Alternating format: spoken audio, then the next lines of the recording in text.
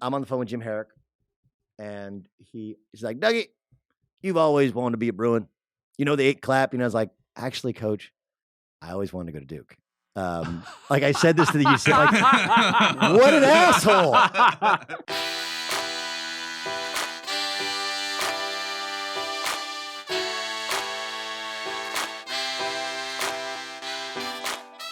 On today's episode of Titus and Tate, we are talking to our colleague, our brand new colleague, Doug Gottlieb.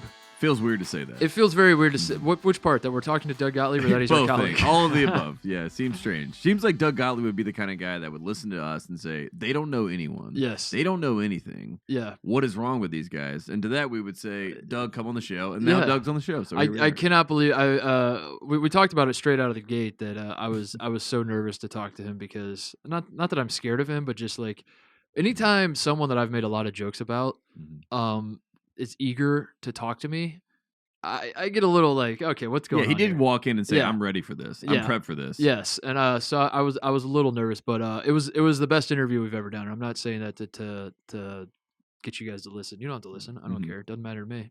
You've already listened long enough. Wait, let me check. And yep, that's enough time to count. Thank you very much. That's enough time. 5-star rating and review, please. It's enough time to count as a full listen. So who gives a shit what you do with the rest of the show? It really was the best show we've the best interview we've done. I really loved it. So hopefully you guys will too. We're also going to talk about the Duke Blue Devils going down. Yes, they lost. They lost to NC State. Pack Pride right now, they're losing their mind because, again, it is a national championship for the first time we've had one since 1983. Congratulations. NC State's first title. Yes, they've done it. They've done it. No, we have to talk about more of, like, who cares about the basketball? We have to talk about Coach K, Kevin Keats. Is he a good sport? Is he a bad sport? Is he a class act? Is he an ass act? We don't know. All right, we're going to talk about that. We're going to hit our good friend, Kevin Stallings, rest in peace. I think we've seen the last of him on a college basketball sideline. And whatever else comes up, we're going to do our best. A lot comes up with Doug Gottlieb. Yeah, he breaks it all down. I cannot oversell the Doug Gottlieb interview. That's all I'll say. I can't even say his name because I'm freaking out about the fact that he told us so much.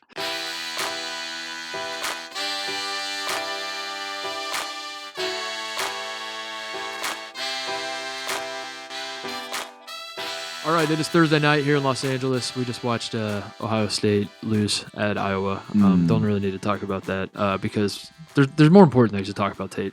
Well, the good news is the new stat is Ohio State has won 5 of the last 7, right? We just add one game. We just keep adding sounds good. Yeah, like they won 5 of the last 7. That reminds me of like when guys go on run. What's the most egregious run you've ever seen reported in a thing where you're like Forrest Gump, like where they like someone's writing an article and they're like Michigan State went on a 46-24 run. And you're like, that's not a run. That is the first 30 minutes of the game. You know? Like, that's not...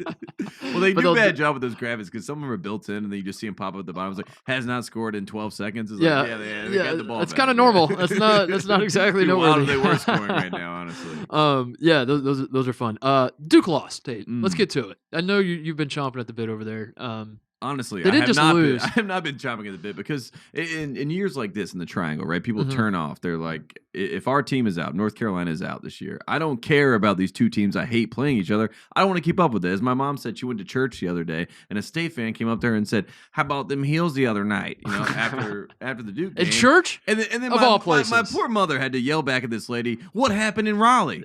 And then you just think about seeing these two women in church fighting about NC State and North Carolina and Duke, and that'll explain where we are in the triangle, which is why NC State fans are so upset right now, Mark Titus. I don't know if you've seen this, but Coach K kind of... Which Coach K are we talking? Keats or Krzyzewski? Maybe that's where... Kevin Keats is double... Coach K versus Coach Double K. Ooh. Coach 2K versus Coach K. And it's a new era, you know what I mean? So maybe... He is 2-1 against Coach K at... NC State, so he's got the 2K versus the 1K. Maybe that I don't know. 2 greater than 1, and here we are. And maybe that's why Coach K is upset because he decided to walk right past briskly to talk to Markel Johnson. That was after the game. Okay. This is the side shot, and this is how the local media does it at North Carolina, right? So the local media says Kevin Keats snubbed by Coach K. People in Raleigh losing their minds. You know what I mean? Like up in arms, upset people. And then you got the national media, which is what we work in, the national media, which loves Coach K. Coach K, the greatest guy, right? And then we see the picture that comes out, Markel Johnson. Coach K's hugging him. Great game, Markel. Not just a good game, Markel, a great game. That's a Billis line. Game. You know what I tracked was Billis says that all the time where he says he's not a good shooter. He's a great shooter. Yes. He's not a He's not a good on-ball defender. He's a great on-ball defender. And it's usually about someone that's actually just a good on-ball defender. Yeah, but he says that they're great. Now we know where he picked it up. Well, I keep noticing it because I want to make the joke. I almost did it with when I saw that on Twitter. I almost like tweeted in quotes. I should have done it. That's the lesson here. Is you put in quotes that he is not a good player, and then it's Coach K on Mark Eldrick. That's what he literally says. He's not a good player. He's a great player, but cut off that part. Yeah, of course. That's what we got to start doing. And let's be honest, that's what Coach K was actually saying. You know what I mean? That was like for him, like cathartic. He said, I got that out. He is not a good player, great, and then everyone reacted, yeah, and he was like, yeah. I mean, he's a great player. It's like, it's like, that was a close one. Let me calm down. But then the good news is that NC State, you got to control the narrative. So they put out in their newspaper, Big Johnson. I saw this. The technician. I don't know where the cameras are, but you can see it. Look it up. Big Johnson. The technician is the name of the newspaper. Markel Johnson. His last name is Johnson. Johnson is sometimes used to refer to something else, not just a last name. And NC State is going to make that joke. And again, we say, act like you've been here before. My goodness, come on. They did. You missed the follow-up part. It said it says State balls out. Where's Chris Paul? Chris Paul, get to NC State right now and hit someone in the balls. That was the. Now is warranted. Now is the time to strike. That was the sub headline. Was it said Big Johnson State balls out.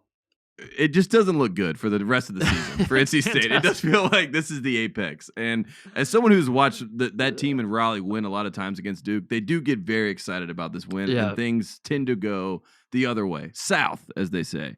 And I'm hoping Kevin Keats will right the ship. So how are you pointing all of your criticism or jokes or whatever at NC State when Duke just lost by, what was it, 22? One of the worst losses that they've ever had as a ranked team against an Coach unranked team? K does not even care about that game. And it's unfortunate because if you're an NC State fan, right, you want that moment. You want to play up to against this Duke team and get this big win. But Coach K has lost so many times there. He's lost to Sidney Lowe. He's lost to Herb Sendek. He's lost to the Godfather, Mark Gottfried there. And again, there has been nothing has mattered after the fact. You know what I mean? No one cares that Duke lost that game. No one will remember that they lost this game by 20 points except for the NC State fans and except for Pack Pride people and except for me and you. We'll remember it. Congratulations, Marco Johnson. So what does this mean for Duke? What does this mean for the ACC race? Absolutely nothing. They're still a 1 seed. They're still a 1 seed. Did they bump from the number 2 1 seed to the number 3 1 seed? They're 1A now. Rutherford, who was on our show on Tuesday, yes. Mike Rutherford, big Louisville guy. I asked him, how do you feel about the ACC race? He said, no longer interested. I saw that he tweeted, I suddenly, as Louisville was beating the brakes off of Syracuse, I'm suddenly very interested in the ACC race again, which is funny because now, are they tied now? I think. Yeah, I think so. Now it's officially tied. Well, the most interesting part of the ACC is who's the worst team. So it's Wake Forest and North Carolina at the bottom, just battling it out. Are you? I'm excited because we're back to the thing now. Now that Duke might not win the ACC and it's in jeopardy whether they win it outright, which they haven't done since 2006.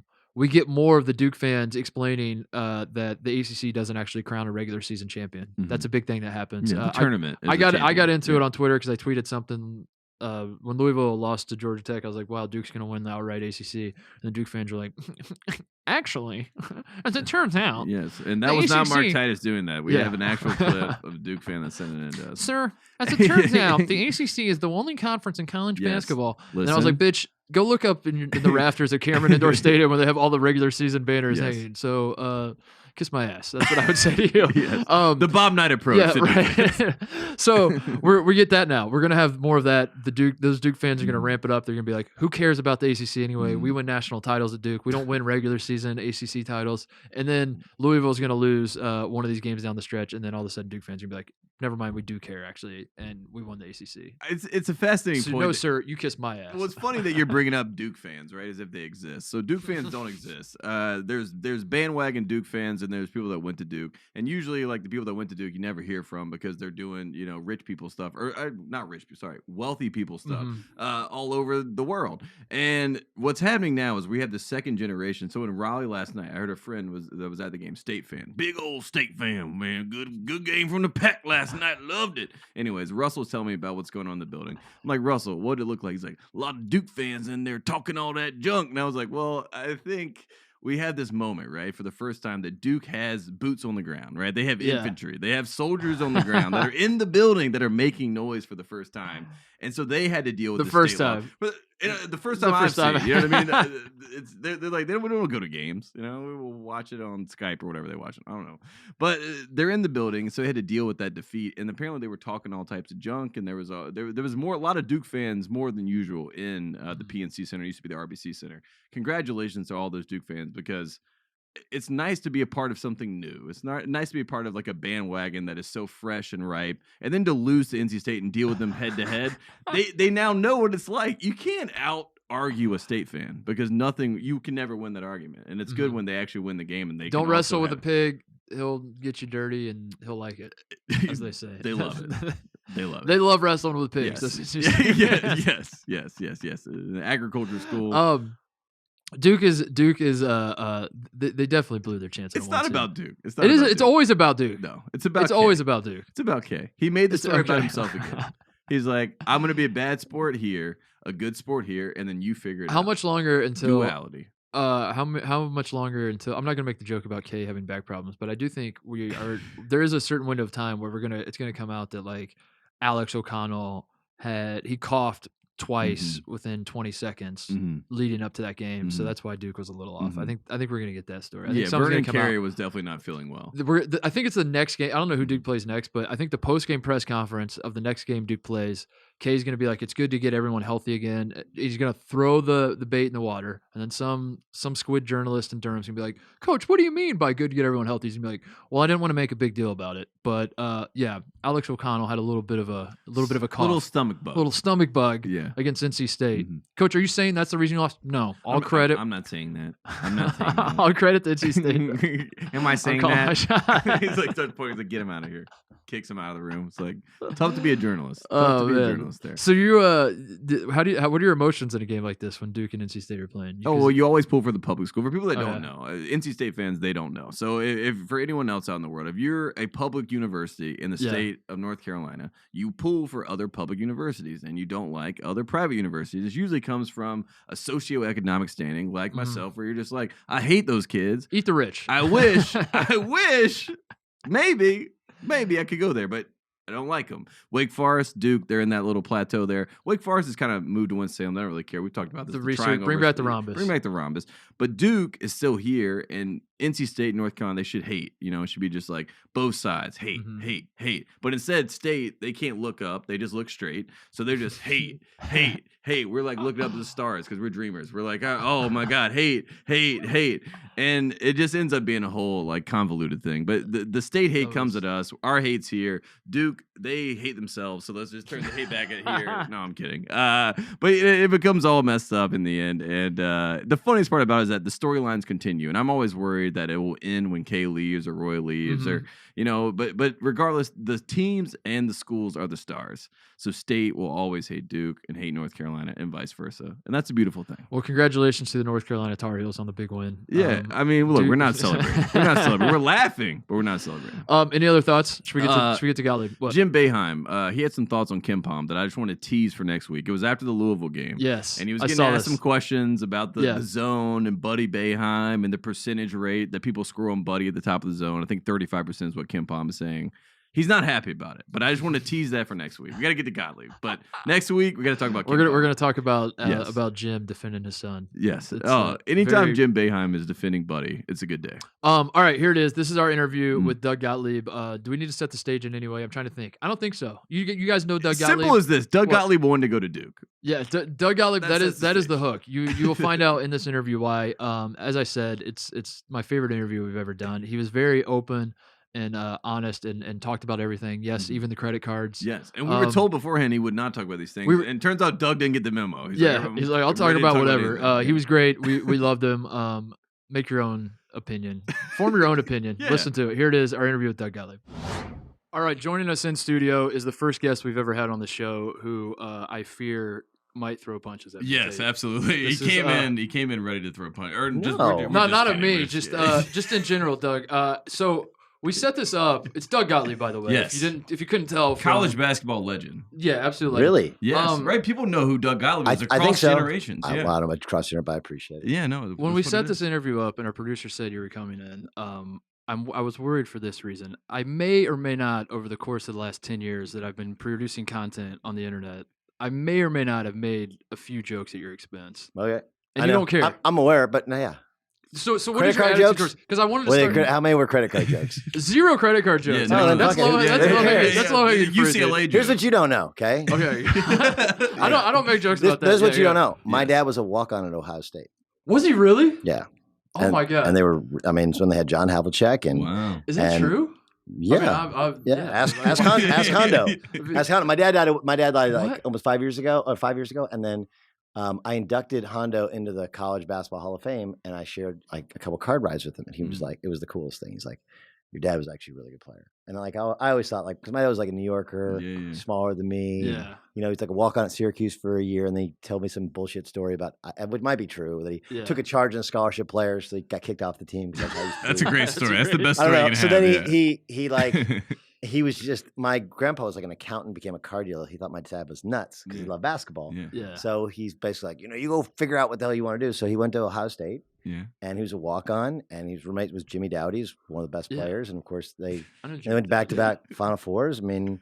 And Bob Knight was 6th man, and then he became like. But anyway, so like, did he start a blog too? And like, I did not. I should have. Like a lot of the things. Honestly, a lot of the things you've done, you've accomplished are like things that like I wish I would have done that. Yeah, right? Club 100 was your dad's. Yeah. They didn't have enough stats to track back then. They're just like, no, but it's more. But that's it's amazing, more, dude. I didn't know that. Yeah. So I was kind of like when I mean you can't give a shit, right? You just can't in this world. Like, that's what I want to talk to you You can't super give a shit. And so, but I remember like at some point there was a dart there, and I was like, "Damn, what the was that?" Like my dad's an Ohio State guy. I was like, nobody knows. I think the first time I took a shot at you was I was writing my book, and I had the line. People loved it. People still tweeted at me as I said. I was like recapping our season in 07.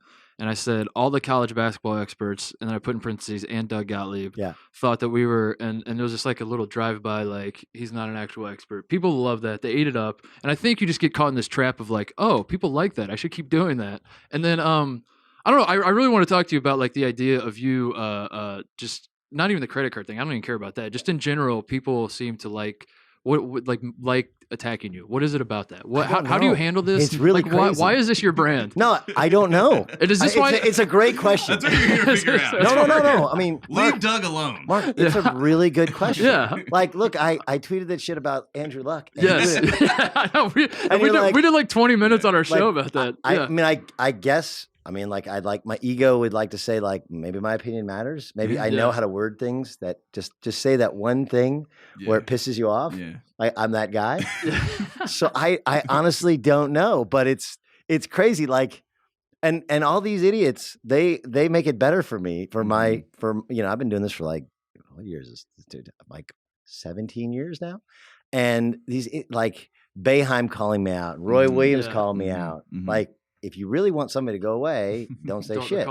Right? Don't say shit. Yeah, that's great. But I guess it's just the way I have a tendency to tweet people. I did love the Andrew Luck apology. Was if I remember right, Tate, wasn't his apology like I was being sarcastic, but I was also serious? Well, sarcasm has truth in it. Yeah, like, right. People, I think like a big frustration of mine. Yeah. Okay, and I mean, obviously, you guys are smart guys. Is how many people like don't even understand the words that they use. Right. Yes. Right. Right. Yes. Like I do this all the time. Like we're like, well, that guy's mediocre, and they act like that means average. Yeah, that just means average. It doesn't mean mediocre. Awful. Does not mean bad. Yeah. Right. Bad is bad. You know.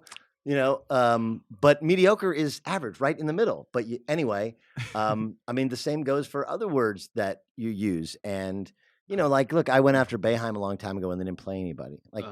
And I became like anti-Syracuse guy. Like Syracuse guy will come up to me. Yeah, in the for NCAA people that don't know, you basically said that they didn't have a great conference outside of the conference. Well, no, there's been different times. Like, look, I don't think I'm not a fan. It's not just I'm not a fan of the 2-3 zone, but the idea that you get kids in college and you tell them you're going to make them pros, and then they never play man-to-man defense, which they're going to have to play to make the pros. Like, I don't feel. And I also feel like it's a defense designed for when you have inferior talent, not when you have superior talent.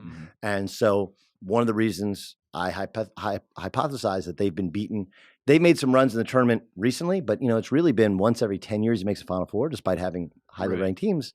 And my hypothesis is when you play a zone, you let other teams set that they can play fast, they can play slow. You can't control it because you're just sitting there in a 2-3 zone. Yeah. And so they've been beaten by inferior opponents, not because they're shitty, but because the zone defense is designed specifically for the opposite of what they have, which is at many times superior talent.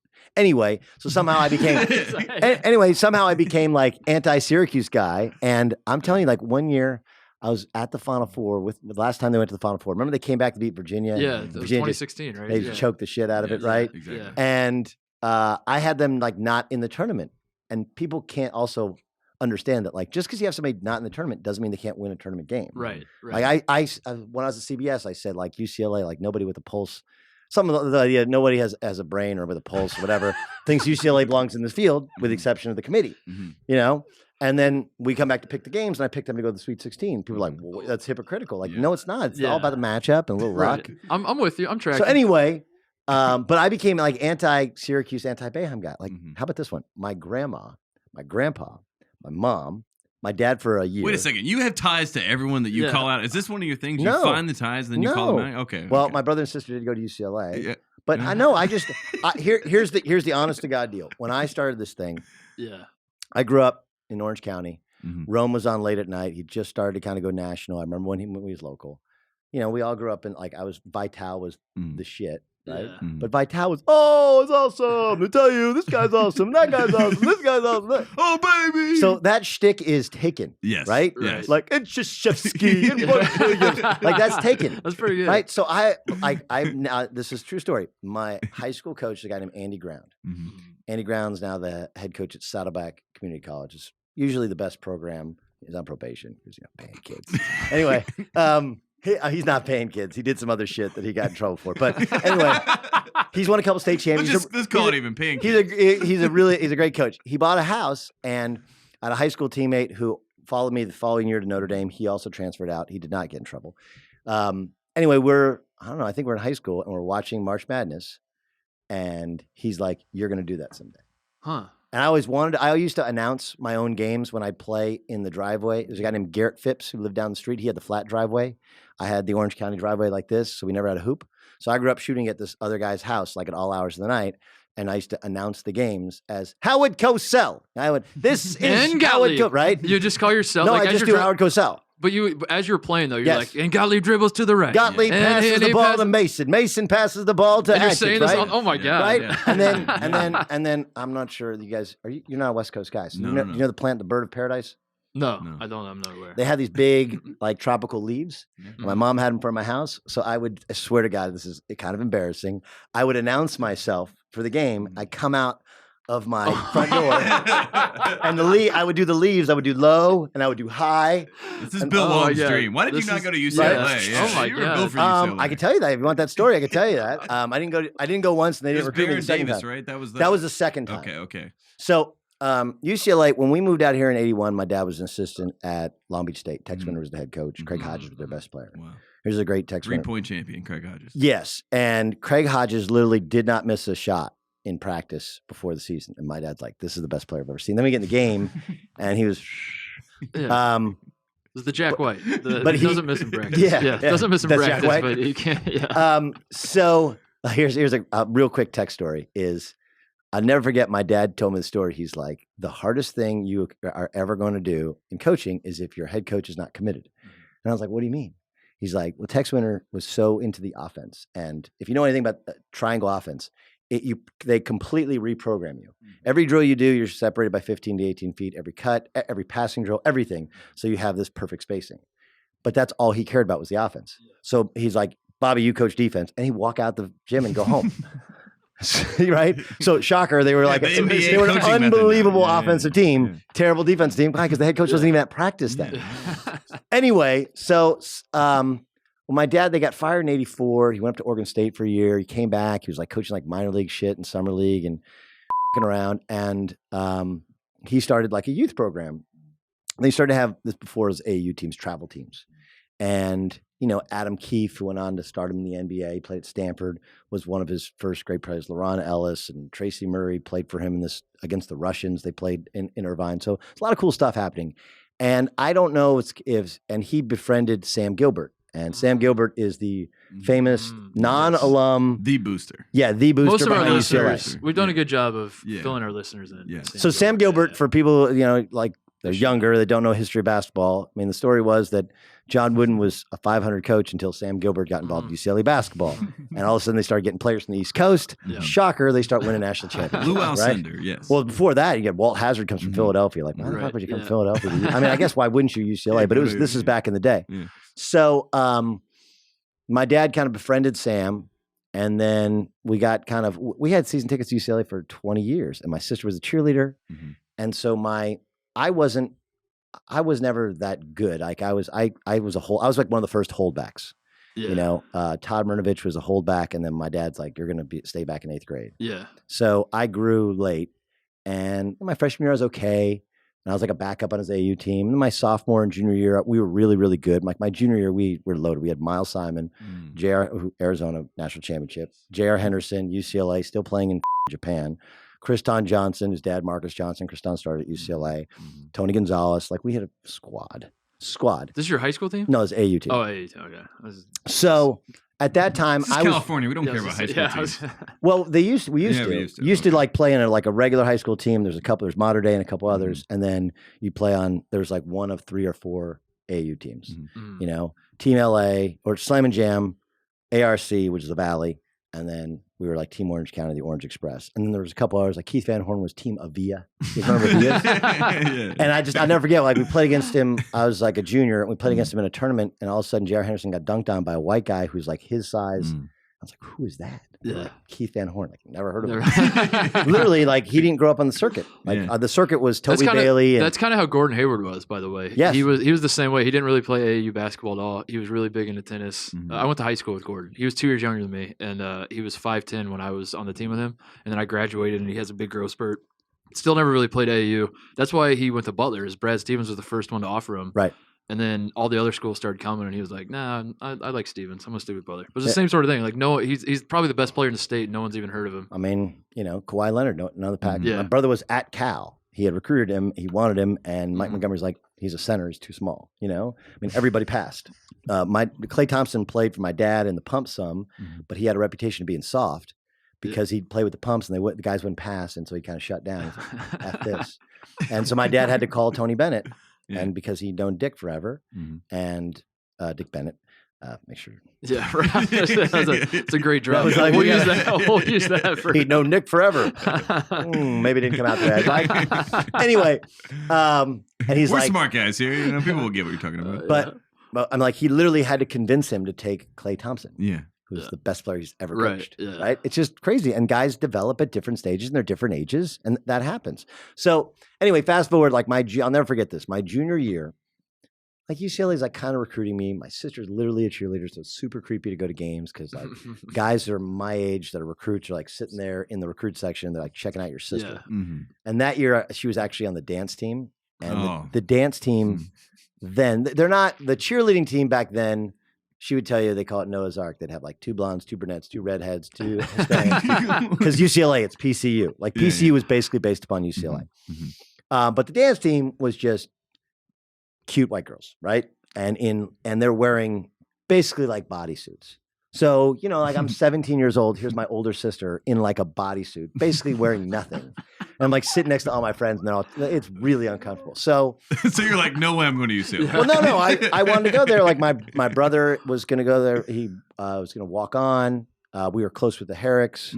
I've been close with the Hazards, Rashid and Khalil Khalil Hazard, and Jaleel Hazard, excuse me. So Doc and Rashid we grew up playing together, and I'd be like ball boy for UCLA games. So they're like, come to the game. I was like, well, I already have tickets. Use our tickets. So, you kind of walk in like you're a big baller now, like you're being recruited. And I look at my tickets, and they're so fucking high. Like everybody else at UCLA who's there as a recruit sits directly across from the bench. And I'm up so high that like the concession man's like, nah, man, you're going to have to come down. So I'm like, I'm not sitting up there. So then I sit with everybody else, like all my friends. Yeah. Nobody kicks me out of the seat. Yeah. But then they come to get everybody for halftime, and they don't get me. And I was like, all right, man, I guess I know where I stand. Yeah. And in fairness, like now as a 44-year-old man, I probably wouldn't have offered me, or Right. recruit. And I think that, and I've talked with Mark Gottlieb about this and Lorenzo Romar, and like because we were so close, like my sister babysitted Mark's kids. Yeah. If they had recruited me, but then not offered me and been, and I recruited me and then not play, like it would have really ruined a relationship. Right. So I actually do understand it, but I was kind of bitter. And then that summer, it was very awkward because I said there's 3 AAU programs and all of us stayed together all growing up on these other AAU programs. And we didn't like those programs. It was like a real rivalry. Mm-hmm. So Toby Bailey, first day of summer, the year before, commits to go to UCLA. So now Miles Simon can't go to UCLA because they play the same position. Yeah. Right. So it kind of became like Right. I don't like those guys. Yeah.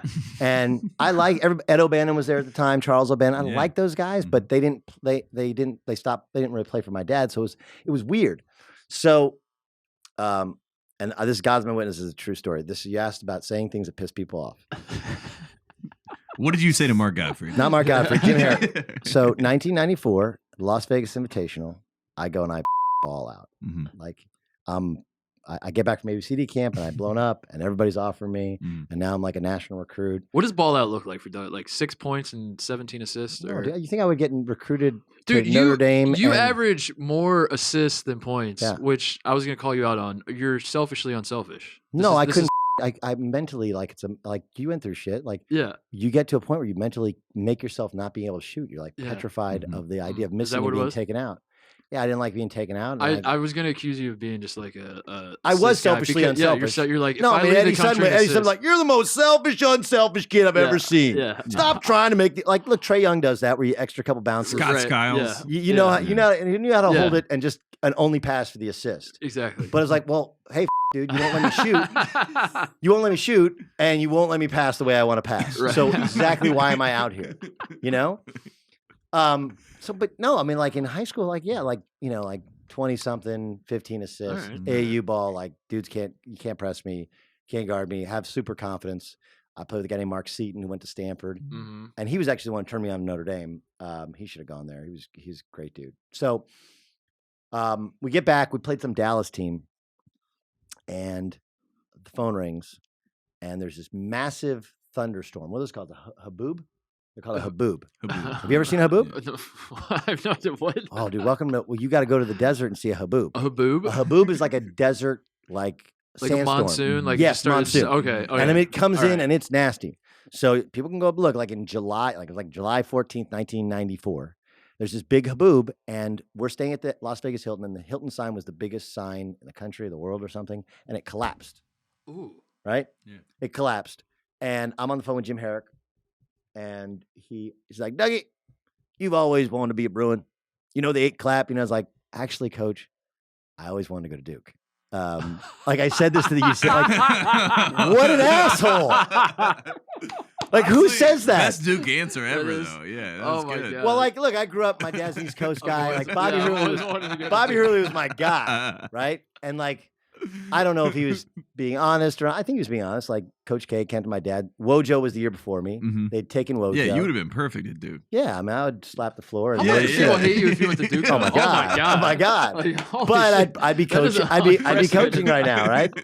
So I actually told Jim Herrick, like, actually, Coach, I always wanted to go to Duke. Like, who fucking oh says my that? God. So he still offered me the scholarship, but there's a kid named Illusion Man.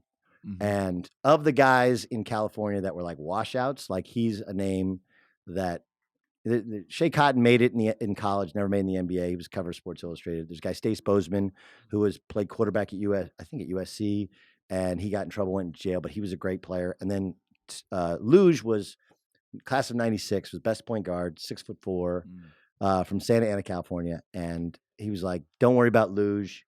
He'll never have the grades. We think he might be on, do some drugs. He'll never make it. We had to take him, whatever." But, and Herrick would do this, 5 guys, Dougie, 5 guys. UCLA high post offense, not the only offense, just the best, right? Or he'd call you in the morning, like, "Great day to be alive, considering the alternative." Anyway, so Herrick's. Do you think he's still doing that at Cal State Northridge right Absolutely. now? Yeah, Yeah, okay, he's good. the- Yeah. He's all of his guys like imitate him, Yeah. And Mo he Williams on the bench doing the imitation. Lavin does an unbelievable, and then Lavin Oh, imitates nice. like he does these weird stretches every morning. But We're trying to get Lev on the show. Yeah, That We gotta have Lev 95. do Here's something. what's crazy. So I turned them down to go to Notre Dame because Mhm. Notre Dame's going to the Big East, and I'm going to be the starting point guard. And if they don't go like 35-1, win the national championship, right? Like, you know. And Notre Dame, we started 5 white guys at times my freshman year. We had no shot. So anyway, I mean, I don't know if it's being scared or just realizing like, and this is before Cameron Dollar blew up because Cameron Yeah. Dollar, he was okay.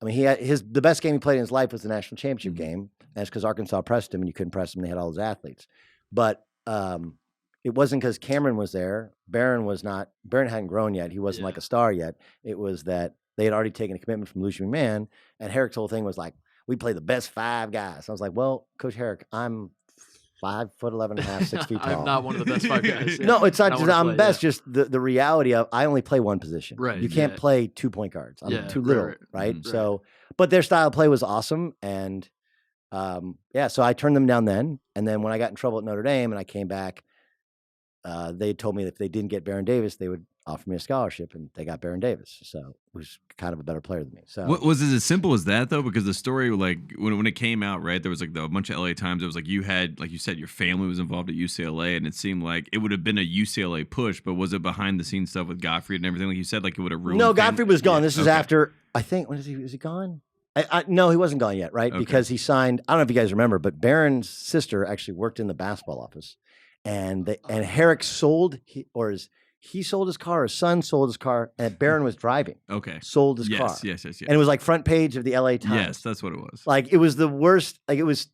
They couldn't possibly be that dumb, but I kind of think I think there's some level of up and up. Who knows where I got the money? But I think there actually was That sounds money almost receipt. as bad as driving your athletic director's car and hitting a pole How at about 2 that one? a.m. and And then then giving a stumbling different name. And being Yeah. drunk and giving a fake name? Sounds almost that bad. I mean, he does spell his name with a Z, and it's Xavier. right. So, no, there was no like I remember when I was in college at Notre Dame, my dad was like, I played against Baron Davis this week. And he'd call me and give me his AAU war stories. And I was like, who's Baron Davis? He's like, he's the best point guard I've ever seen. Yeah. Like Baron, like, dude, we had like I was basically going to get his sloppies, right? It was Georgia Tech or Kansas or UCLA. And he went to UCLA, and I was going to go to Georgia Tech, and that was Bobby Cremins came to my house. He offered me a scholarship, and they had is it Deion Glover?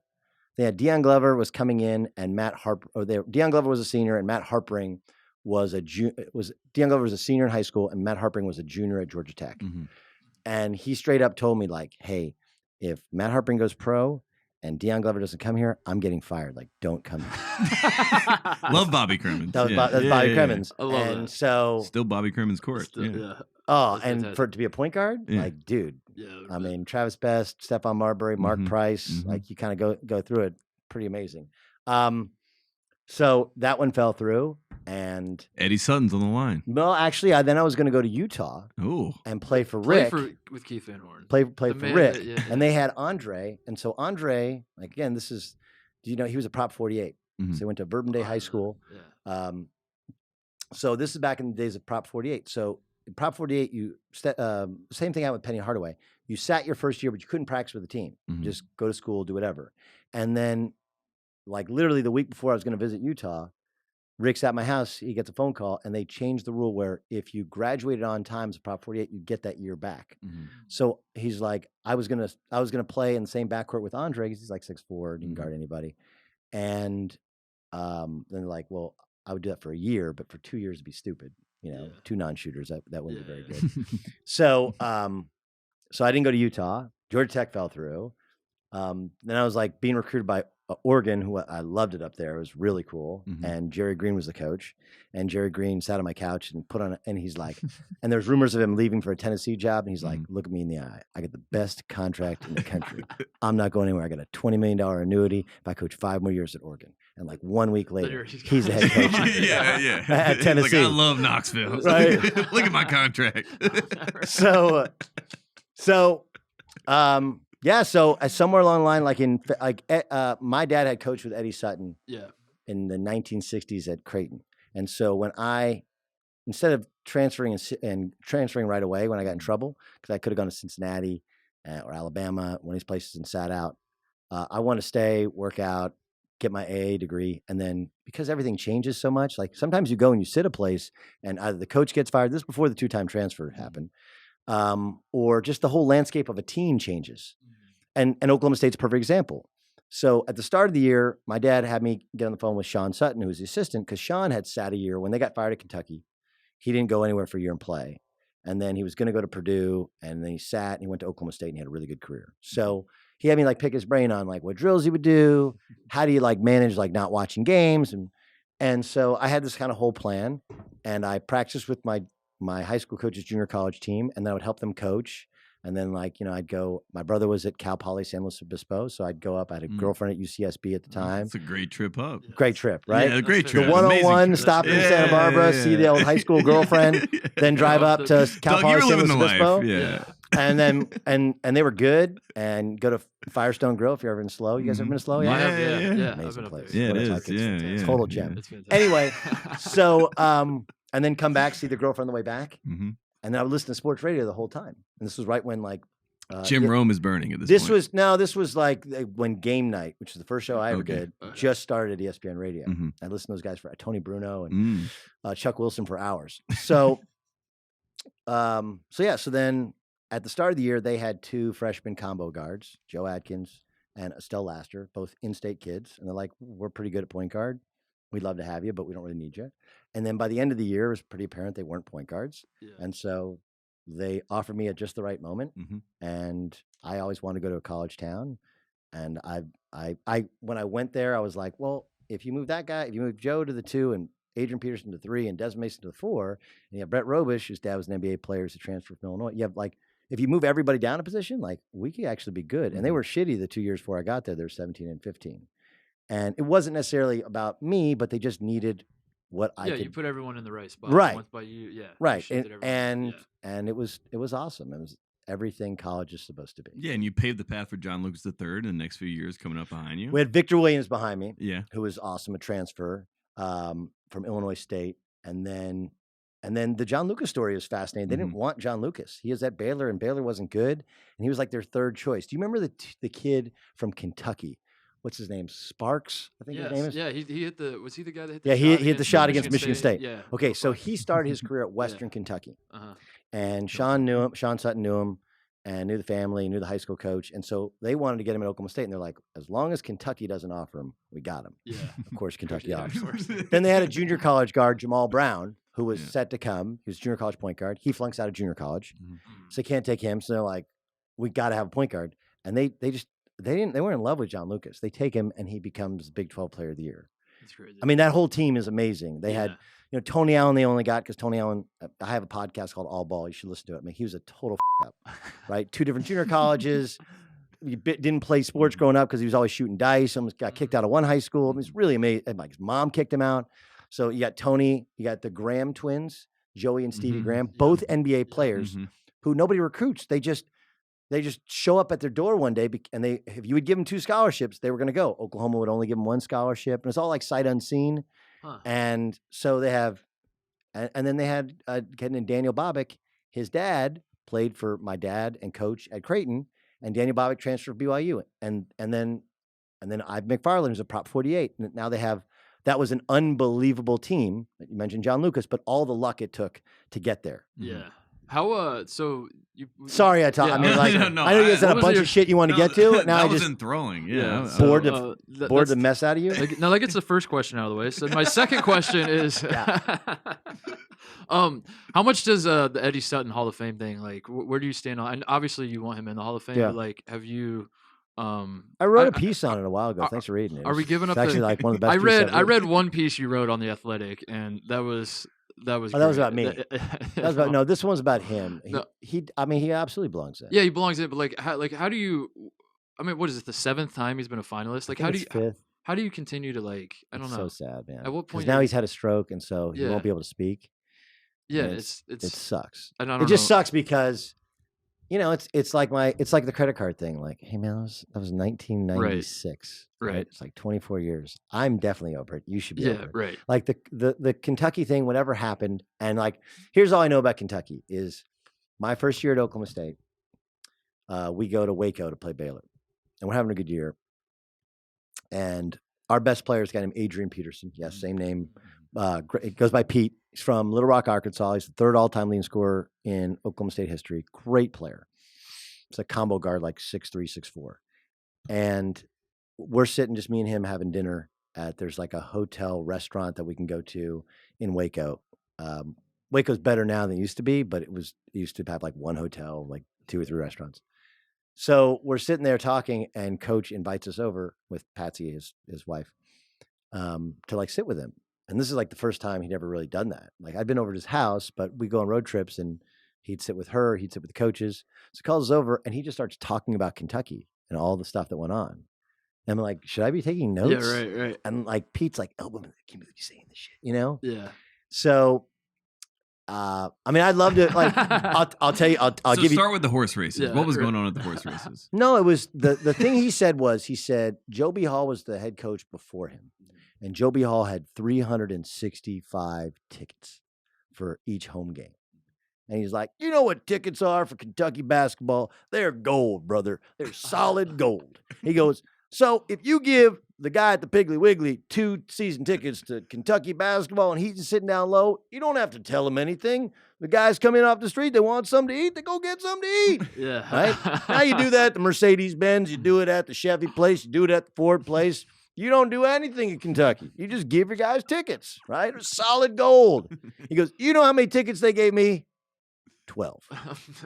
They gave me 12 tickets. So his side of the story was like, look, he gets there. He's an outsider. Uh-huh.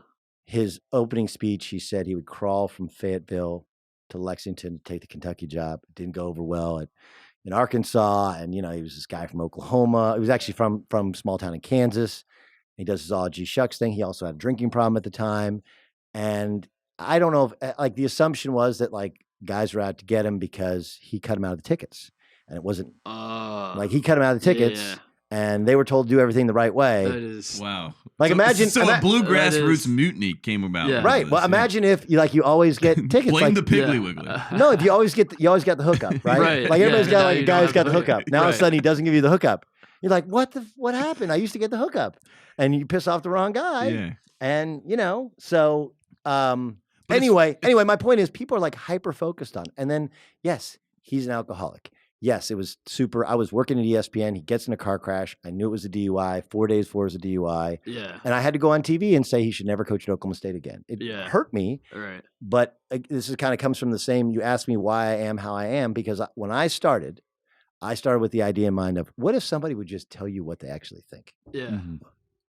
You know, is, interesting comment. Yeah, who would say like what you actually think from a fairly educated and like, look, when you're at Ohio State, it's a perfect example. I didn't think ESPN did me any favors at the time. I wasn't doing Big Ten games. Yeah. So everything I would see were from calling other coaches. And at that time I was so young, my friends, like Dane Fife's a really good friend of mine. Oh, okay. I know Dane Right? well. Yeah. Okay. So Yeah. now, like all those guys that are coaching now in the Big Ten, Mm-hmm. like Krabby's at Wisconsin, like I can call those guys up. Yeah. Now I know more what I'm talking about. Whereas you go back then, it's more, I'm watching from 5,000 feet up in the air from a satellite, saying, oh, I this is what I think. So why did you like us? Yeah. Yeah, exactly. Yes. Yeah, exactly like we do. So why did you turn your back on college basketball then? Why are you no longer? When I turn my back? I mean, you do like a show. You talk about you're tweeting about Andrew Luck and like you used to just be I like do a locked national radio in. show. I know, but you used to just be locked in on college basketball. Now you're I'm chasing the college, bag. you want to talk college basketball? You're chasing the bag now, and you're like, I mean, it was a good night. I mean, for the Duke hater, it was a good night. exactly. last night. Absolutely, Marco Johnson. So when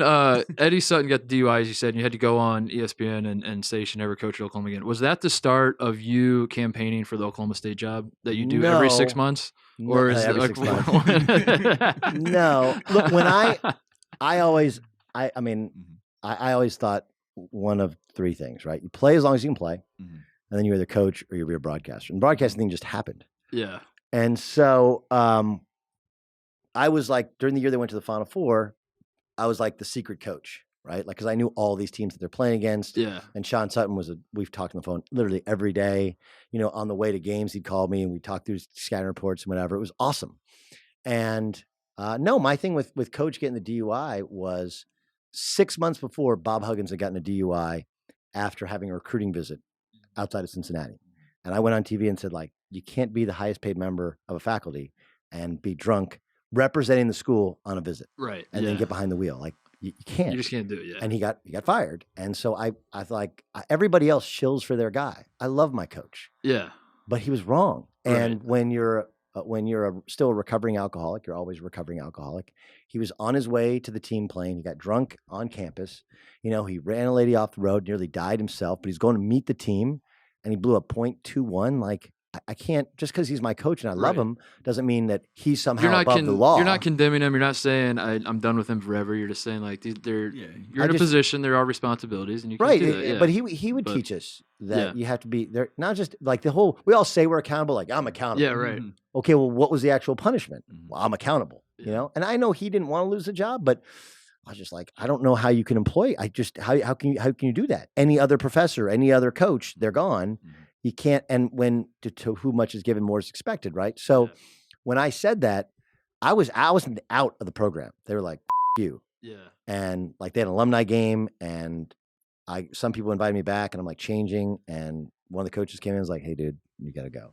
Really? It was bad. It was wow, dark. It was that and then bad. Wow. When Coach Sutton recovered, he called me and he's like, who are these? I'm not mad at you. It was my mistake. You know, he was amazing. I was like, really? You're not mad at me, coach? No. Yeah. You didn't get drunk and drive, and get in an accident. So, so at that point in time, no, I wasn't campaigning for the job. When Sean Sutton lost his job, this is like 2 years later, I talked with Mike Holder, the AD, and I was really mad that Sean lost his job, but I didn't know. Again, it was kind of I'm 10,000 feet up in the air. I knew what was going on, but I didn't know that Sean, had some personal issues at the time that spiraled even afterwards. And so I went on TV and I ripped Mike Holder like 2 years, and it's kind of a joke and blah, blah, blah, blah, blah. So Mike Holder calls me and says, let me explain what really happened. I need your help finding a coach. Mm-hmm. So I went through, I called people and tried to help him, but I was never, do I want to coach? And then when Travis Ford got the job, he's like, well, what should I was like, can I give you some advice? He said, yeah. I said, you need some orange on that bench. You need to have somebody who loves the school, played here, part of the Sutton family, whatever. And, he's like, well, do you want to do it? And I was like, I mean, I do, but I feel like it would be, at the time I had a young family and my wife was from Oklahoma. She would love to do it, but he never really offered me the job. And he kind of actually did the opposite of all the advice I gave him, which is why I literally told him, I said, listen, Johnson's and Kingfisher. Okay. They're a Chrysler Dodge Jeep dealership. Okay. John Johnson is the salt of the earth. Okay. Mm-hmm. You don't have to want a Jeep. Like who cares you want a Jeep? Go to Kingfisher tomorrow and pick up your new Jeep. He's like, well, I have a Mercedes. I was like, you can have your Mercedes, but have the free Jeep. Yeah, right. Take the free Jeep. Guess what he didn't do? Take the Jeep, yeah. Right? Always take the free Jeep, kid. Well, it's not just that. It was just, you have this old guard of people that love the Suttons, that love Oklahoma State basketball. We've seen it in Arizona, and I don't even think and Travis wasn't a bad dude about it because there's a lot of good in him. He was just so programmed to not be a human being at the time because he was so focused on winning and doing it his way. It was like Patino at the time. I told him he wanted to meet Desmond Mason. So I said, listen, Des, he's an artist. He's really smart. He is a little different. He'll come at you from all different angles in a conversation. Like, how did we get here? I was like, but it's not that he's not trusting, but just don't bring anybody else with you. Just go one-on-one, have breakfast with him. He'll meet you halfway. You go down to Oklahoma City, you have a great meal. He'll pick up the tab. He's the greatest dude ever. Don't bring anybody with you. So what's he do? He brings a guy with him. Yeah, right. And then he gets done with the dinner and lunch or whatever, or breakfast. And Desmond's like, what the I thought you said he wasn't bringing anybody. I was like, I can't do it for him. Right. So at that time, I definitely had the itch. I was like, we started going through candidates before Travis got it. And I was like, I would be better than this. Yeah, if this slap dick can do it, I certainly could do it. Slap dick. It's more like, I just don't think it's, anybody who knows me and knows of my family and about how I would go about having one job as opposed to 6 jobs, I'd be hyper focused on it. And I'll say this, part of why I think it was easy to dislike you when you were a commentator, when you used to care about college basketball and cover college basketball games, is that you were so much smart. Like you could tell that you had the coach's mindset because when you would talk about the game, you would break it down in a way that, but you had the attitude about you were like, I'm so much smarter than everyone. I'm explaining. It's a bad thing. You're like, I'm a genius. I'm gonna explain. Like, look at these dipshit kids not doing the right thing as you're drawing all the stuff But up. that's how. So I always that's how coaches. right. Isn't that how coaches break it down? It is, Yeah, but like, it is how coaches but do when it, for sure. when you started like trying to get the job or whatever it was, where like I see the tweet that Doug Gottlieb wants the Oklahoma State job. It wasn't really that crazy to me because I after watching you broadcast, I could tell that you had like a coach's mindset. Obviously, you're a great point guard and all that. It wasn't that shocking to me, but at the same it time, happened a couple years in a row. Whatever. at the same time, yeah, I just I've always. It's like there's guys at the bar. yeah, And there's a girl that you always liked in high school. And she sits down next to you, and you're single. yeah. And are you going to be and you're like, she's not. You don't think she's really into you. You didn't think she liked you. You don't. But you're like, are you going to ask her? Yeah, Or you're why not. You're going to talk to her. Or you're not going to talk just to her. friends for you. Yeah. So no, my thing with Oklahoma State is like, for whatever reason, I'm popular there. I'm on the board of governors. My wife went there. We love the school. We love the area. I know what it would take to win there. And everyone else who's a coach there is an alum, like the wrestling, the baseball, the football, they're all alums because you got to get it to get it. And so it didn't seem, I went after it. And, Mike got it this time. Mike Boykin got it. I think he's a great guy, but I was gonna say the good news is you're gonna have more opportunities. I think as time it'll be progresses. interesting. They get Cade Cunningham. I don't know if you've seen him. He's an amazing talent. Yeah. So obviously next year they got to turn it around. Yeah. But I did go after it. The second time I totally campaigned for it. Maybe too much so. It was kind of unsettling to them. Like my buddy Randy Byford, who he's my car hookup. I do ads for him. I fly in. And I was like, "Hey, Randy, I'm going to do this Oklahoma State interview." He's like, "All right, I'll leave a car for you at the airport." Yeah. So I walk up to where he usually leaves a car for me. And there's like an orange Porsche. See, this is this. So I pull up to Karsten Creek, which is the golf course at Oklahoma State. That's where the interviews took place, and I got an orange Porsche. Right? Like what a douchebag. No, it sounds like the new head coach of I was gonna say this is your campaign. That was my thing. You're like, I'm tired of all the callers. Got a Jeep at home. And then I got done, and I did a radio interview in Oklahoma City and in Tulsa. And my whole thing is like, look, if you're gonna hire me, it's because I gotta be a little bit of self-promoter here. I know every car dealership owner. But not just that, we gotta get people like the whole thing with Oklahoma City. You gotta get people in. Like the thing what I love about college basketball, or have loved, is the atmosphere, right? I mean, the home court. And when I was there, we had the best home court in the country. And the place is probably too big now, but I thought, like, you got to get somebody that people get excited about. And in Stillwater, Oklahoma, they get excited about one of their own. Yeah, it is sad turning on the because I've heard the arena's insane, but every time you watch a game these days, it's like it's completely empty. Here's a free idea: if you ever do get a coaching job, I promise this is what I campaigned for the Chicago State job because I was inspired by you. I wanted to get the Chicago State job. I figured like if Gottlieb job in the country. Yeah, if Gottlieb can go for Oklahoma State, surely I could shoot my sights started a little with lower. Duquesne. I'll start with the lowest. State, the Duquesne job was actually a sneaky good job. I know it was. Yeah, the dude's like Damrosch, he's killing it. And they have a new arena. The arena opens next year. They're doing without a home court. It's crazy. I can't believe that. Palumbo Center. There you go. My idea was you pay all these like guys who went straight from high school to the pros, or guys like Damian Lillard that went to smaller schools. You pay them to say that they always wanted to go to the school you're at. Oklahoma State. That was Damian my thing. Lillard always wanted like to go to if you Oklahoma take State. over Oklahoma State, you got to get all these NBA guys because that'd be a big thing. Like get Klay Thompson. Just be like, one thing I always did want to go to Oklahoma State, but and then they just do Wish that. I could have played with Coach and you create Gottlieb this at OK you create State. this brand of like all the guys like really wanted to, but like they have stories like you were What telling us Calipari earlier, did. Everyone like how you want to go to Kentucky. UCLA. If like every single guy that matters in the NBA is telling these same things, like Oklahoma State is where I really want to go. Suddenly you have a brand. Boom. Recruits see that, and away we go. It's not a bad idea. There you go. It's not really a way I think it works, but I like the idea. There you go. They do all want to be pros, but besides Then that. my final pitch is UCLA. You got to coach UCLA. That's the final. That's the final chapter of all this. The first time, not right. Imagine Second time, Baron Davis. Third the time, first job you take Nick is the head Cronin's coach. out.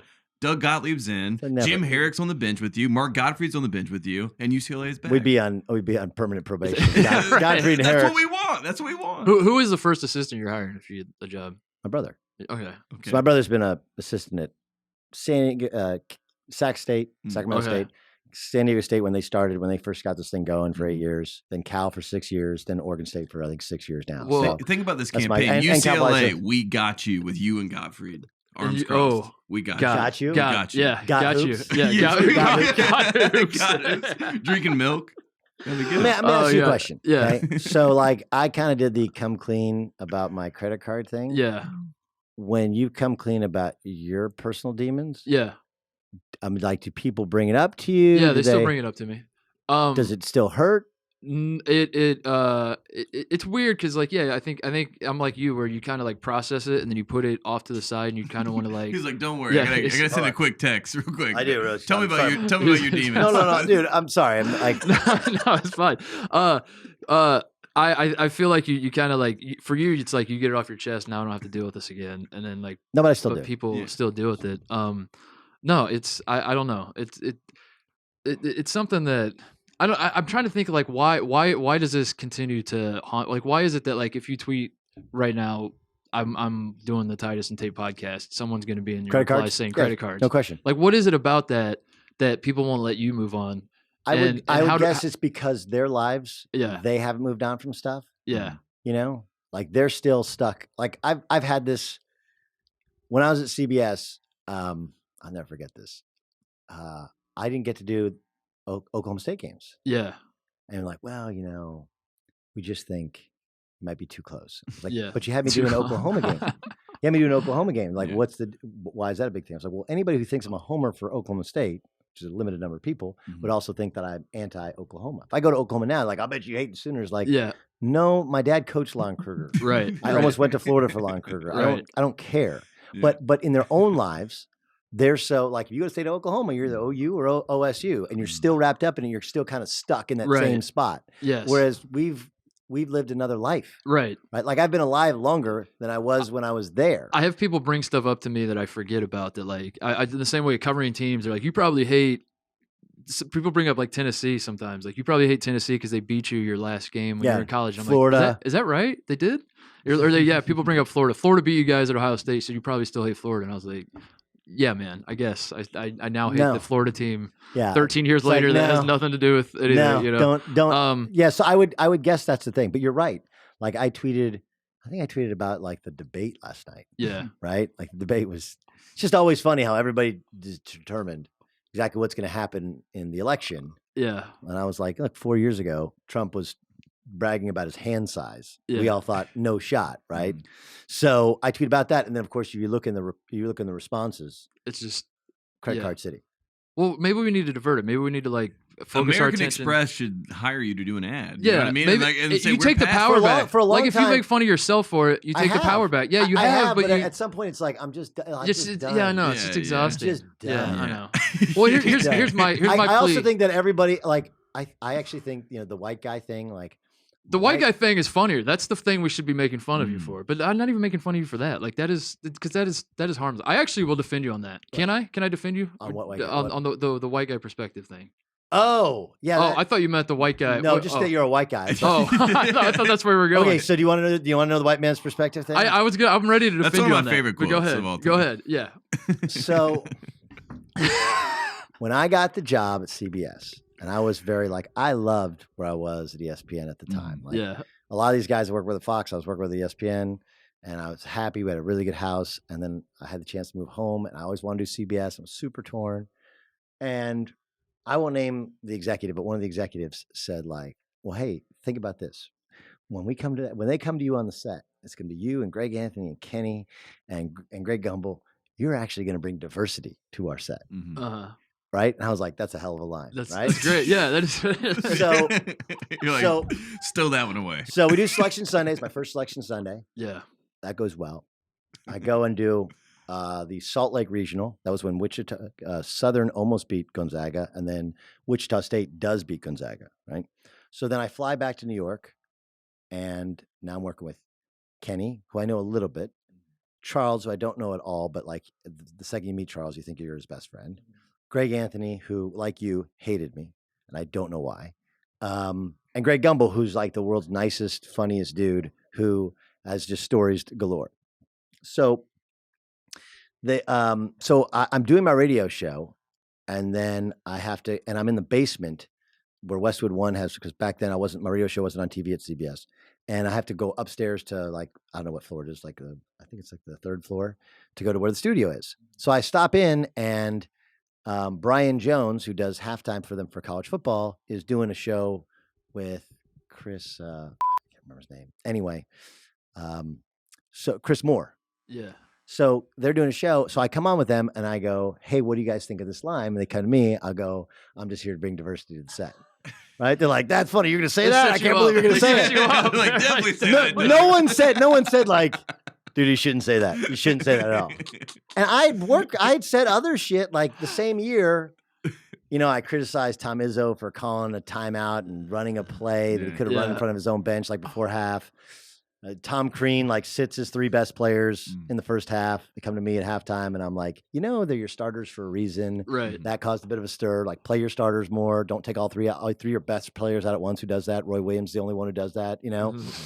So I had said other shit, but apparently, like, this is a little bit bigger stage. It's Charles Bark, and I'd like to think, one, I butchered the line because I said, I'm just here to get the white man's perspective. When I want to say, I'm just here to bring some diversity, right? Or what I should have said is like, hey, I'm just a token white guy. Check me at the end of the game, right? Like that would have been, but I did one of these, and I mean, it was so silent in that studio.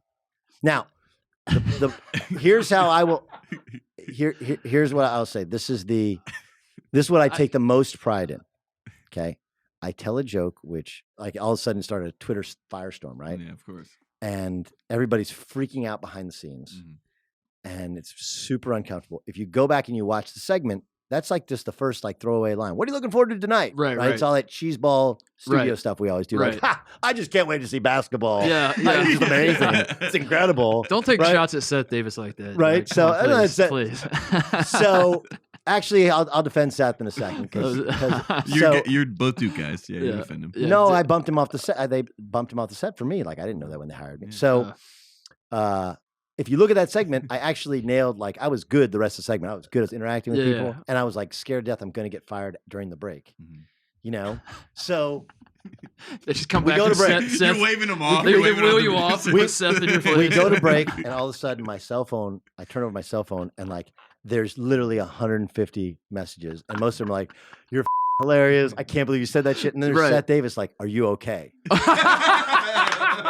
Are you okay? Call me. Are you okay? Call me. Are you okay? Call me. Are you okay? So a whole bunch of Seth Davis. Yeah. And then I'm looking at it. I'm like, oh, this is bad. This is bad. This is bad. And then the guy who hired me, he's giving you thumbs up. the guy who hired me standing right next to me, and he goes, "What the are you doing?" And I was like, I was using your line. Yeah. And he goes, that wasn't meant for CBS. Right. Thursday night. Are you stupid? And I was like, I was like, should I apologize? Like, no, don't draw attention to it. And then we did the show. We go to the game, and then they like call me over, and it's like, then now it's the executives. Now it's Sean McManus and Dave Burson and their PR director, and like, we got to release a statement. I was like, statement for what? Oh, yeah, for and what? like, here's how Chuck was like, what did he say? I didn't even hear it. Yeah. Like I don't even think they heard it. I think, and I mean, I was just left out in the. I think this was the problem. The guys on the studio with you sold it so badly. Like all of them just looked like they even like Barkley didn't hear you obviously, but Kenny and Greg basically were just like, I don't know about that. Well, Greg already had some deal where I had contradicted him the week before, 2 weeks before, and he was still pissed about it. Yeah, and I was like, why? Again, it's like our deal. Like, why are you still pissed about? Who cares? Right. That didn't help you. The fact that, like you said, it was on CBS, so like it wasn't the right time. And you also, as you admitted, you didn't really deliver it the best. No, I wasn't a good. But I'll defend you in the sense that, like, what people don't understand, we try to allude to this sometimes, is that you get around like basketball guys, the most racially like aware setting in the world is a basketball locker room. Correct. You'll never hear more racial jokes anywhere in the world than a basketball locker room. Yes. Black guys are making fun of other black guys for like being the wrong shade of black. Yes. White guys are roasted like crazy. Yeah. And when you're a white dude playing basketball and you play at the level you played at, and like it just kind of like you are the white guy. You're always the token white guy. You're always the white guy. So when you check in, people yell shooter. Yeah, they yell shooter. They sell the white guys in. Like, so I defend you in that regard. That like it's one of those things that if you say that in a locker room or even just like a basketball setting, no one cares. The problem yours on CBS. Yeah. This is Rosillo and I talk about this all the time, which is. I know you guys used to work with him at The Ringer, which is like the show you really want to do. Yeah. No one's ever. Yeah, right. No one's ever really been able to do the show they really want to do. Yeah. Right. Yeah. And some of it with podcasts do come out, Some of it comes out because You get closer with podcasting. You can kind of You like do. but it's still you do. But you even still then, pull like, some you can't- punches. Yeah, or you're telling old stories and stuff, Right, whereas in real right. time, Right. you know, Right. I love it. I got one for you. A guy, he'll remain nameless, Mhm. at Oklahoma State after me, and he goes to the coaches call him in, and the coaches used to have what's called a do better talk at Oklahoma State. And so you have coach sitting at his desk, and then his long sofa, and there were all the assistants, and they all had a different job. Like one was in charge of your academics. One would actually go through your apartment or go through your house and see like if it was clean, if you had booze in there, you had weed in there, whatever, right? And then one guy was talking about your offense. Non-invasive at all. One was talking about your defense, and they all had reports on you, total reports on you, and they go down the line, and they would all just crush you, like, oh, you ain't going to class.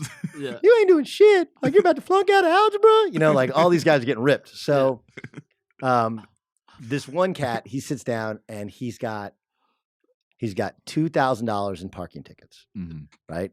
So, like, I don't know what it was like at Ohio State. It's a huge place, right? Oklahoma State is nowhere to park. Everybody rides a bike or walks. It's the same. You know, right? Or if you get injured, you get it like maybe you can get a cart, you know, for a little while, and then everybody hops in the cart.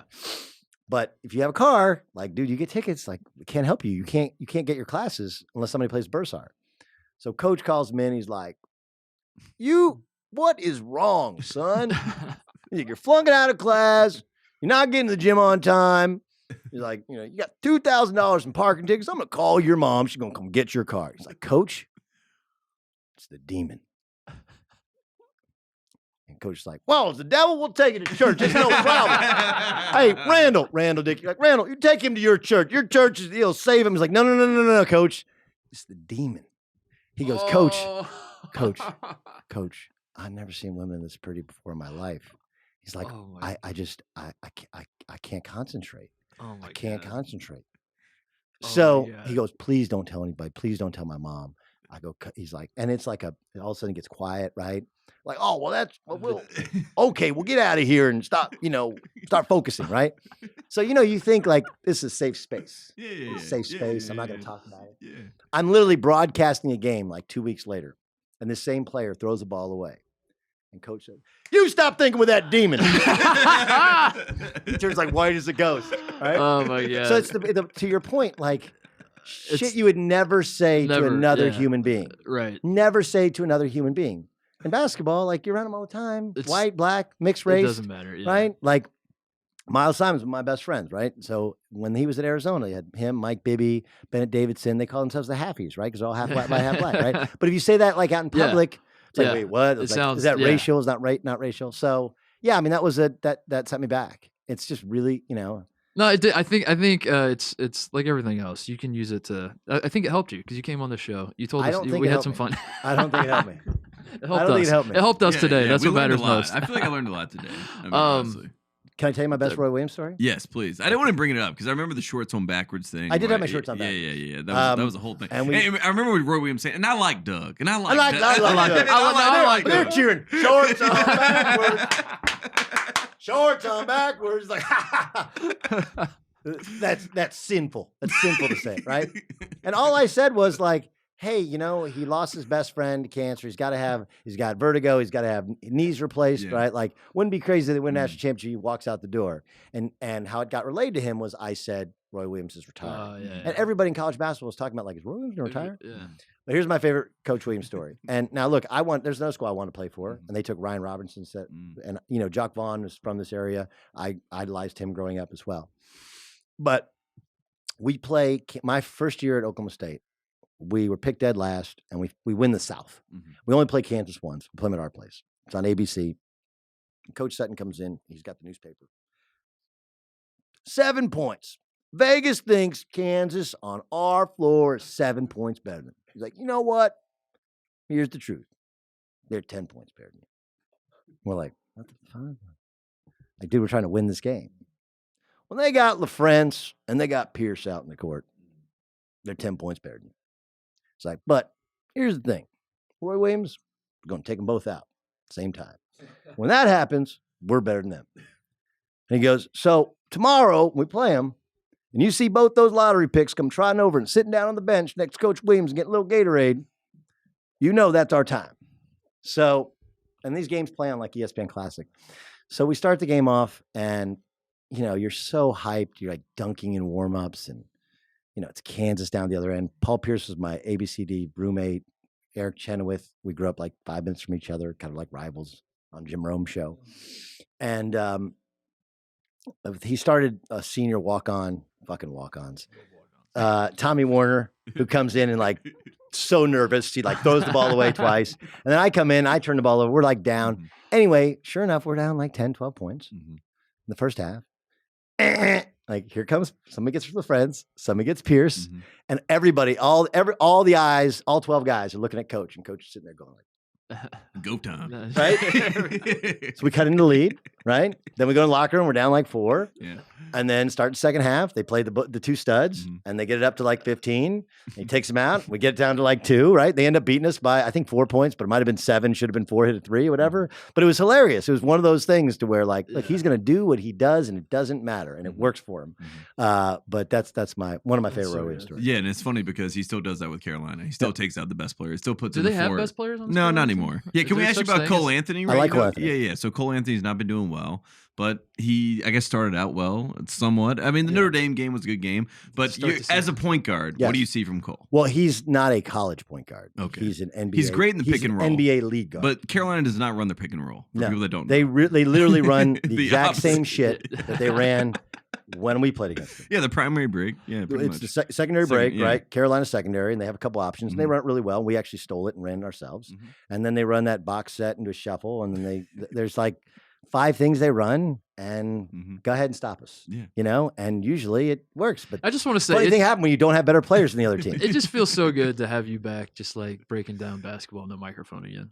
We gotta get this back. I appreciate. Yeah, less Andrew Luck. We gotta have you back on the show to actually talk college hoops. We took enough of your time. Anytime. Yeah, this went so much better than I anticipated. Hey, have you been to a San Diego State game? We are going on Tuesday. We're going next week. We're going on Tuesday. Last home game. We're going to the last home game. Yeah. That's the sketch. So they're probably going to lose tomorrow and blow the whole thing, because we want to go like when celebrate. They would still have one more game to clinch the undefeated season, but this would be the last we're assuming there's going to be a big party. Yeah. We hope there's a big party. Yeah. So you got to tweet out at the show, and you guys got to sit with those guys. Yeah. That's the plan. They're legit. It is nice. Yeah. Yeah. It's a good time. All right. Yeah. For that right. Now it is. Yes. Yeah. I mean the best time to go. The best I now could. It is. No, but I mean like start of the year it wasn't great because they hadn't been good in a couple years. Right. But you go back to when Jimmer came to town. Like, you guys remember that? Yeah. Pull that video up where they all got dressed up as Mormons. Like, and, it was so funny. That's a really good student sect. Like, honestly, the Mountain West, you should go to they're not good now because all their players get arrested, but New Mexico, that place is awesome. The pit's awesome. Yeah, all dude, right. you come out the West Coast. I'll show you the spots. All right, we'll have to go to a game together, and we'll have to get your college basketball itch scratched again. Let's go to Cal State Northridge. We got to see Northridge with the gray court. Yeah. I want to see the Godfather. They got the gray court. Yeah. All right, Doug Gottlieb, thank you for joining us. Shout out to your dad, the original Ohio State basketball walk-on. That is a cool story. That's what I'll remember from this. Thanks, Doug. Anytime. All right, thank you to Doug Gottlieb for coming on the show. As I said, if you didn't find that as fascinating as I did, I guess you probably have your reasons. But here's a little behind the scenes, Tate, for the people. Gottlieb, we asked him, because now we all are colleagues at Fox. We asked him through back channels because I was too nervous to do it myself to get him on the show. He changed a flight to get here in time. He was in New York City. He changed a flight. On first things first. Yeah, he was doing first things first. And then he changes his flight to get in here so he could do the show because we record on Thursday nights. And he was supposed to fly back Friday, and he was like, "Oh no, I'm going to change my flight and get back." He shows up. He was chewing gum the entire time. He for people that don't know, in broadcast journalism, that's like the first thing they did. Like, the first don't rule. ever chew gum. Yeah. And Doug Gottlieb's like, I'm past that, son. I'm past that. Yeah, we love that. He was chewing gum, and he was telling us a story about how he had to fly back, and part of flying back was flying coach instead of first class. So thank you to Doug for sacrificing. And, yes. And he really won me over. Like, I'm not gonna stop making jokes, I don't think. But He seems fine with the jokes. He seems fine with it. I don't think he cares. Yeah. That's the best part, to be self-aware in these situations. And again, Doug Gottlieb is the sports guy now. He knows everything about everything in sports. And college basketball is a secondary thought, and he still knows a lot about it, and that's what matters. That's all we care about. We just want him to love college basketball. We know he does, and he comes on here and shows it. And we're like, yes. And no, all stick aside, I was blown away at how like engaging and personable and whatever, and you know. Like I said, form your own opinions. If you hate the guy, I'm certainly not gonna tell you not to. Mm-hmm. But he won us over, as does everyone. That's the problem with us. Yes. We're very easily influenced. We're malleable. If we meet you, we're like, seem kind of nice. Yeah, get some good ideas. I don't know. I gotta see both sides. I see both sides. Maybe the guys wanted him to take your credit card. Yeah. You know what I mean? Like Doug could invest their money smartly. Maybe he was doing them a favor. Yeah, maybe they had a problem. You don't know the story. That's the answer. No, he was open and great, and that's all we could ask for. Moving on, Tate. Speaking of closed and over, let's talk about Kevin Stallings because it is officially open and shut case. No, I can't. I'm in denial. Are you upset? I'm in denial. I think I didn't read the article. I saw the headline. I saw our boy Rothstein tweeted it. And I just said, you know what? I'm not even going to click on it. I don't even want to give this because it's my understanding that he's basically done coaching forever. Yes, because he's got a 3-year show cause, which like. When you attach that to Kevin Stallings, that might as well be like a 30-year because he's already like no one's trying to hire the guy, and then you throw that on top of it. It's like now we're definitely not trying to hire the guy. I think also, that's it. Could you imagine? Let's just say that he did what they're accusing him of doing. Allegedly, yeah. Could you imagine cheating and then being that bad? You know what I mean? Like if you're gonna go out and do it, like let's go ahead and deliver the goods. You know what I mean? At the end of the day, like, right? But then to go into the dirt, into the mud. I saw someone tweeted at us. Stay there. I wish I could give the shout out to the guy and remember his username, but someone tweeted at us. This is proof positive that cheaters, in fact, never do win. As it turns out. Cheaters don't win. As it turns out, cheaters never do win. How crazy is it that a Pitt basketball coach was found guilty or charged, whatever the terminology is. I'm not a lawyer.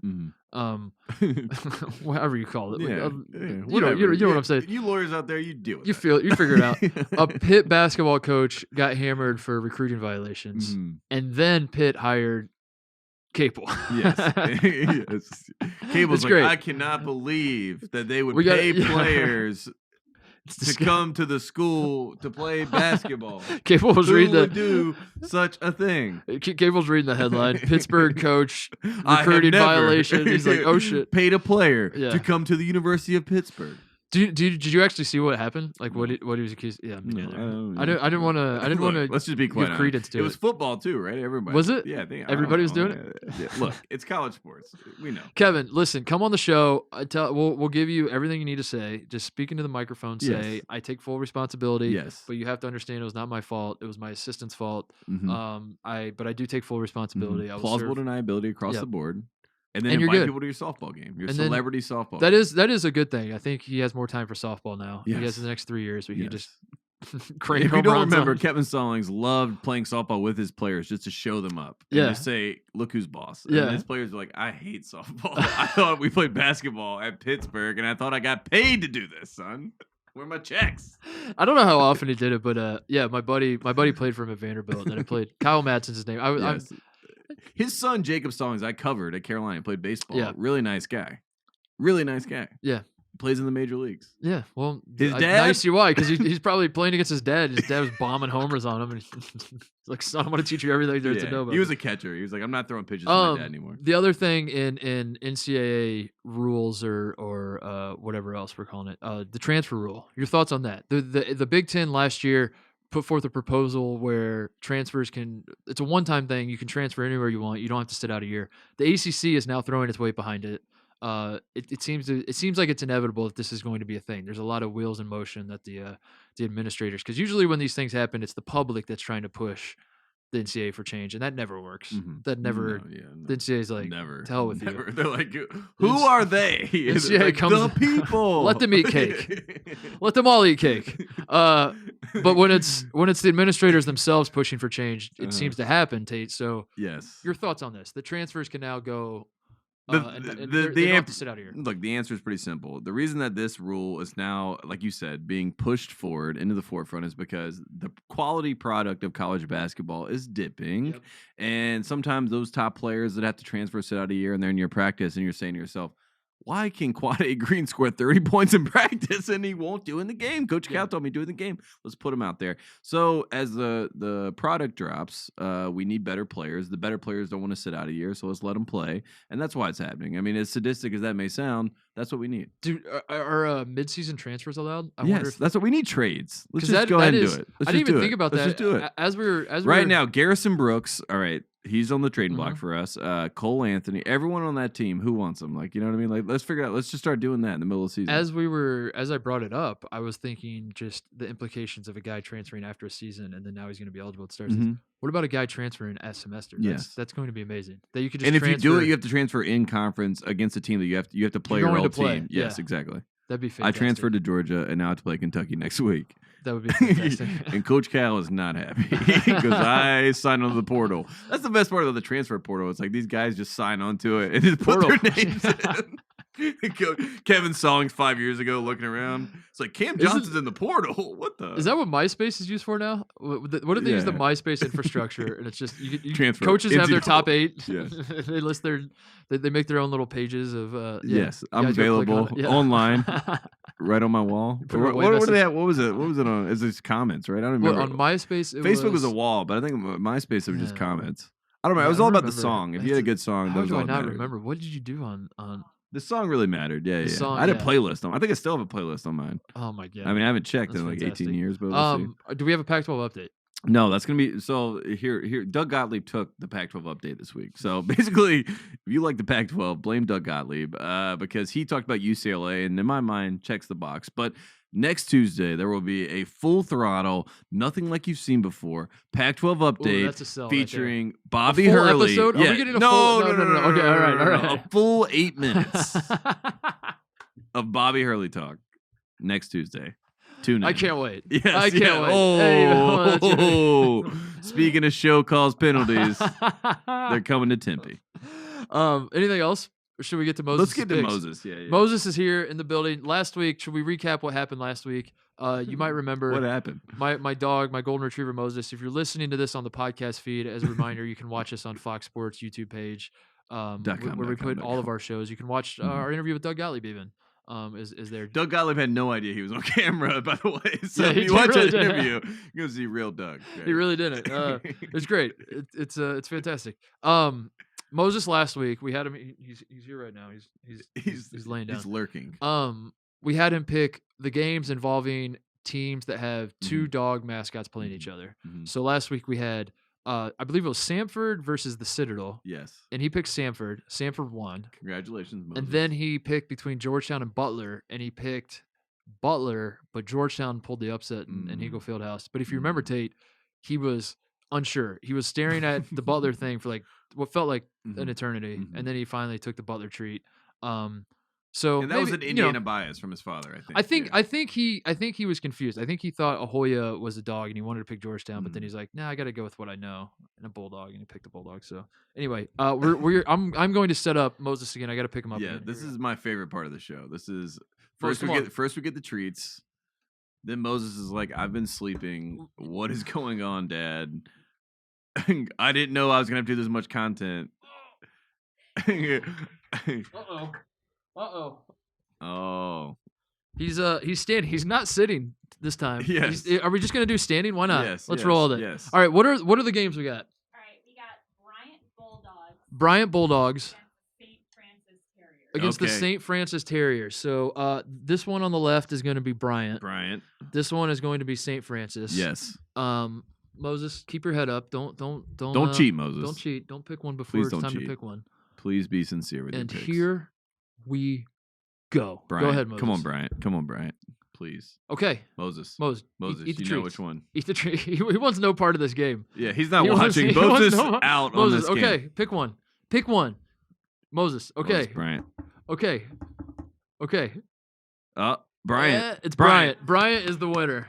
Bryant. He didn't want to pick Bryant, but Bryant's the winner. Bryant is a pick. All right. We have another game? Next up, Mississippi State Bulldogs against the Texas A&M Aggies. Oh, that's right. Okay, so Mississippi State Tate is playing Texas A&M, and Texas A&M technically the Aggies, but they have that like border collie mascot, Reveille or something is what his name is. So we're counting that one. So we have on the left is Mississippi State, On the right is Texas A&M. Moses, chin up. No cheating. Okay. Make your pick, Moses. Okay, Moses.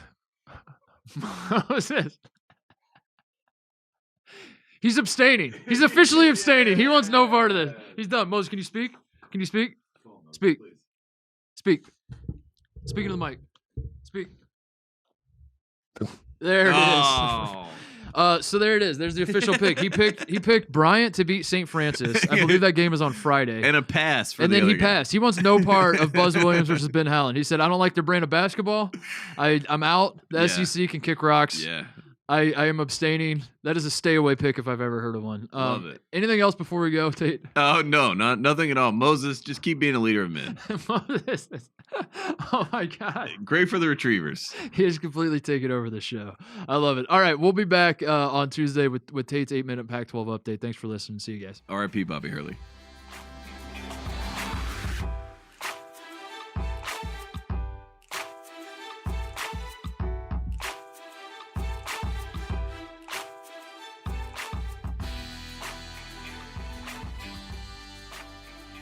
For the best access, perspective, and personalities in all of sports, follow us at Fox Sports on Twitter, Facebook, Instagram, and YouTube.